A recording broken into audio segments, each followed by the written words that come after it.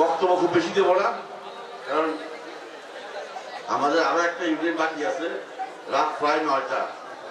আমরা আজকে আপনাদের সদর উপজেলার 4টা ইউনিয়নের সম্মেলন শেষ করে আসছি। যত রাত বাড়তেছে লোক আরো বেশি বাড়তেছে বাড়তেছে। এই বৃষ্টি বাদলের মধ্যে এত রাত করে আপনারা যে এখানে এসে উপস্থিত হয়েছেন, সেজন্য আপনাদেরকে অন্তরে অন্তঃস্থল থেকে ধন্যবাদ জানাচ্ছি।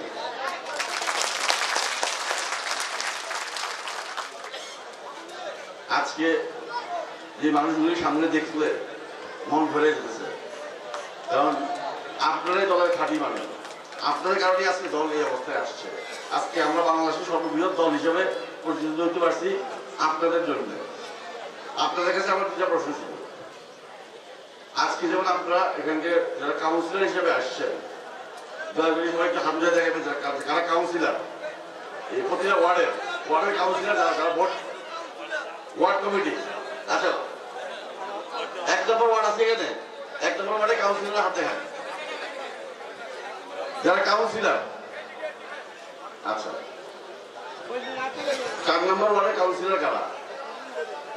সবাই কাউন্সিলর হিসেবে আছে। লাগবে না। আপনাদের যে ওয়ার্ডগুলি হয়েছিল, ওয়ার্ডের যে কমিটি হয়েছিল, আপনাদের মতামতের ভিত্তিতে হয়েছিল? আপনারা কি সেখানে আপনাদের মতামত দেওয়া হয়েছিল? আপনাদের যে নেতৃত্ব করেছিল, যে কমিটি হয়েছে, সবার সাথে আলোচনা করে হয়েছে? একটা হাতে দেখাবে আসলে আপনাদের মতামত দিয়ে হয়েছিল কিনা? ঘরে বসে তো হয় নাই।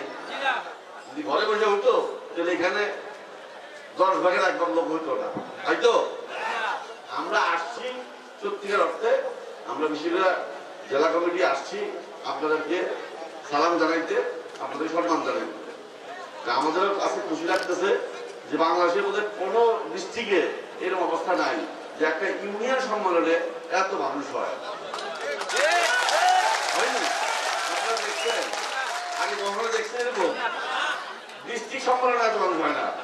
এটা তো শুধু একটা ইউনিয়ন সম্মেলন। কারা এখানে আসছে? সব ওয়ার্ডের নেতৃবৃন্দরা। কেন আসছেন? দলটাকে ভালোবাসেন বলে, এই তো? এটাই আমাদের চাওয়া, আর কিছু না। দলটাকে এইভাবে ভালোবাসবেন, দলের প্রতি দলটাকে শক্তিশালী করার জন্য সবাই কাজ করবেন। বিশেষ করে প্রতিটা দলে, আমাদের প্রতিটা ওয়ার্ডে যেমন আমাদের মা বন্ধু সম্পৃক্ত করার কথা, ন্যূনতম 15% প্রতি ইউনিয়ন কমিটি, বিশেষ করে এখন যে কমিটি হবে সেখানেও যেন ন্যূনতম 15% আমাদের মা বোনরা থাকে। কারণ দেশের অর্ধেক ভোট নারীরা দেয়। তো তাদেরও আজকে একটু আগে আমরা দুর্গাপুর ইউনিয়নের ক্ষেত্রে আসছি, বিশ্বাস করবেন না, অলমোস্ট এখানে যত মানুষ আছে এই কোশ্চেন সব মহিলা, না হলো 500 থেকে 600 মহিলা ছিল। আমার দেখে গর্বে বুক বেড়ে গেছে।